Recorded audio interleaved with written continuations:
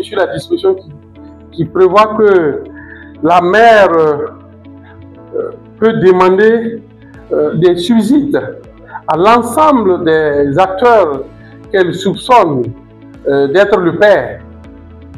Je pense que c'est une disposition qui a son pesant, parce que la réalité de notre société est celle-là. Vous avez une jeune mère qui est enceinte, il n'y a pas, la paternité n'est pas encore attribuée à quelqu'un, l'auteur n'est pas encore reconnu, mais on se trouve dans une situation où plusieurs personnes sont susceptibles d'être le père. Il y a des discussions, ça veut dire qu'on est dans l'étape de la recherche de la paternité, on est dans cette démarche. Mais pour le moment, on ne sait pas c'est qui d'abord. Donc pendant ce temps, elle a des besoins élémentaires.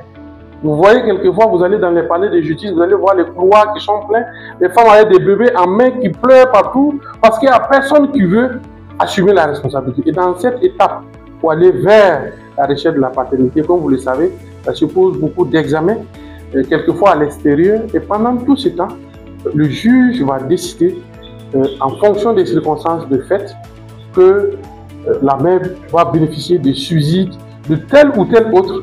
Mais c'est l'ensemble vraiment qui sera concerné, et ce n'est pas tous qui vont le payer. Le juge a des critères de détermination pour savoir qui peut être le probable père. Parce que c'est ça la réalité. La réalité ne veut pas dire que si elle sort, elle commence à demander à tout le monde. Non.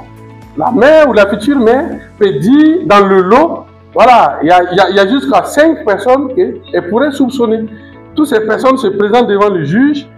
Le juge a ses règles d'appréciation et il regarde en fonction des circonstances qui va supporter un peu, comme on dit, on peut appeler ça la pension alimentaire par avance, qui la supporte en attendant qu'on puisse déterminer véritablement qui est le père.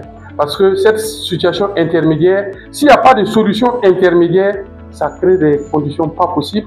Vous avez des jeunes mères qui ne peuvent plus aller chez les parents parce qu'ils sont fâchés, et souvent certaines réalités, elles ne doivent plus rester chez les parents et se retrouvent dans la rue, et il n'y a personne pour assumer cette responsabilité. Et pourtant, il y a des gens qui sont soupçonnés. Donc, en attendant de déterminer, souffrez que on vous appelle là-bas. Bon, si à la suite, effectivement, il se trouve que ce n'est pas lui, suivant le principe du droit civil, il peut demander réparation au véritable père. Ça, c'est le principe civiliste qui le veut, mais ce n'est pas inscrit dans le code. On n'a pas besoin non plus d'écrire ça dans le code.